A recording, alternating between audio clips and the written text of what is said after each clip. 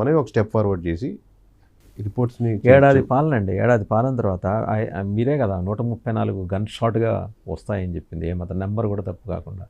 ఆ 134 మంది పర్ఫార్మెన్స్ నాకేం ఇండివిజువల్గా అక్కర్లేదు, కానీ ఓవరాల్గా మీకు ఎలా అనిపించింది? అంటే ఇక్కడ రెండు ఫ్యాక్టర్స్ సార్. ఎక్స్పీరియన్స్ ఉన్న ఎమ్మెల్యేస్కి ఒక రకంగా ఉంటుంది, కొత్తగా ఫస్ట్ టైం ఎమ్మెల్యే ఉన్నారు చూడండి, 88 మంది దాదాపుగా ఫస్ట్ టైం ఎమ్మెల్యే గెలిచారు సార్, ఇర్రెస్పెక్ట్ ఆఫ్ పార్టీ పక్కన పెడితే అవుట్ ఆఫ్ 175. వీళ్ళకి ఏంటంటే పార్టీ పెట్టినటువంటి ఉన్నప్పటి నుంచి కంటే కూడా ఇప్పుడు సడన్గా వచ్చి ఎమ్మెల్యే టికెట్ తీసుకొని ఎమ్మెల్యే అభ్యర్థి అయిపోయి ఉంటారు, లేదా ఈ వేవ్లోనో ఓవరాల్గా ఎమ్మెల్యే అయి ఉంటారు. ఆల్రెడీ ఉన్న స్ట్రక్చర్తో వీళ్ళు కలవలేరు. ఆల్రెడీ ఒక గ్రూప్ ఉంటుంది ఇంతకుముందు ఎమ్మెల్యే టికెట్ కోసం. ప్రతి విలేజ్లో ఒక పార్టీకి టీడీపీ తీసుకుంటే ఫస్ట్ నుంచి ఉండేవాళ్ళు ఉంటారు. అంటే దాదాపు 43 సంవత్సరాల నుంచి పార్టీ ఉంది కాబట్టి, 82లో పార్టీ పెట్టి 83లో గెలిచారు కాబట్టి ఈ స్ట్రక్చర్లో వాళ్ళు కలవలేరు. ప్లస్ ఏదైనా పనులు అవసరం ఉంటే సీనియర్ ఎమ్మెల్యే లేదంటే పవన్ కళ్యాణ్ గారినో చంద్రబాబు నాయుడు కలిసి టక్కంటే పని చేయించుకునే విధానం తెలుసుంటుంది, మనోహర్ గారిని కనవడం. ఇక్కడికి వచ్చేసరికి వీళ్ళకి ఎలా ర్యాపో బిల్డ్ అవ్వదు, పర్టికులర్ ఉండదు అన్నమాట. ఎందుకంటే వాళ్ళు 5 years నుంచో 40 years నుంచో ట్రావెల్ అవ్వట్లేదు కదా పార్టీతో, సడన్గా వచ్చారు.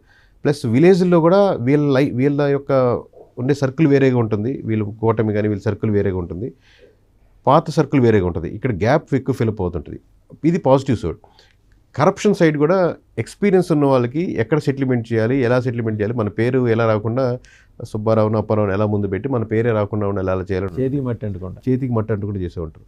ఈ కొత్త వాళ్ళకి ఏంటంటే ఎక్కడో దగ్గర దాన్ని హడావిడిలో ఇంటెన్షన్గా లేకపోయినా కానీ కరప్షన్ దాంట్లో ఇన్వాల్వ్ అవుతుంది. అది ఇసుక దాంట్లో కావచ్చు, ఇంకో దాంట్లో కావచ్చు, సెటిల్మెంట్లో కావచ్చు, ప్రతి దానికి ఎమ్మెల్యే ఇన్వాల్వ్ చేస్తుంటారు.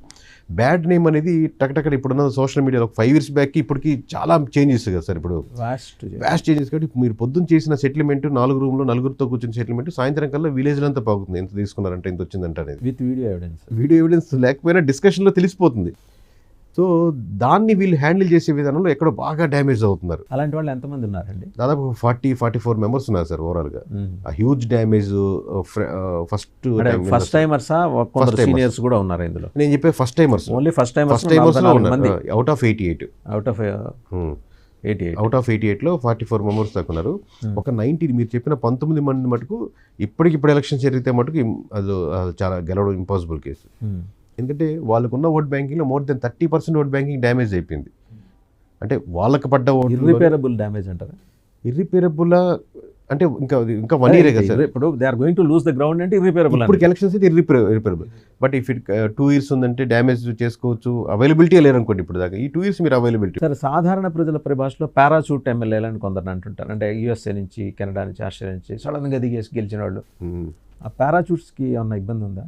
అదే సార్, ఇన్ ద సేమ్ వాళ్ళైనా ఈ ఫస్ట్ ఇదే సర్కిల్ 19లో వస్తారా, 44లో వస్తారా? కొంతమంది 19లో ఉన్నారు, కొంతమంది 44లో ఉన్నారు. ఆర్గనైజ్డ్గా చేసేవాళ్ళు కూడా ఉన్నారు సార్. నీట్గా స్ట్రక్చర్గా పెట్టుకొని ప్రతి ఒక్కరోజు ఇష్యూని ఫైండ్ అవుట్ చేసి దానికి ప్రాపర్గా చేసే సిస్టమేటిక్గా ఉన్నాయి. ప్రయారిటీలు ఏంటి, హై ప్రయారిటీ, సివియారిటీ ఏంటి అని మనకు సాఫ్ట్వేర్ భాషలో చేసేవాళ్ళు కూడా ఉన్నారు. ఇది ఇమీడియట్గా నేను అడ్రస్ చేయాల్సిన ఇష్యూ, ఇది హై ప్రయారిటీ. ఇది సివియారిటీ తక్కువ. అంటే ఇప్పుడు ఒక పెళ్లి మండపానికి వెళ్ళాలి, ఖచ్చితంగా వెళ్ళాలనుకోండి, సివియారిటీ కాదు బట్ ప్రయారిటీ హై. అవును, సివియారిటీ అర్థం సార్, డ్యామేజ్ ఎక్కువ కాదు, కానీ ప్రయారిటీ వెళ్ళాలి ఖచ్చితంగా అటెండ్ అయితే అక్కడ గ్రామం అంతా వస్తారు. సో ఈ చేసుకొని ప్రాపర్గా చేసేవాళ్ళు కూడా ఉన్నారు, బట్ చాలా అరుదు. సరే, పార్టీలు వైజ్ వద్దాం. తెలుగుదేశం పార్టీ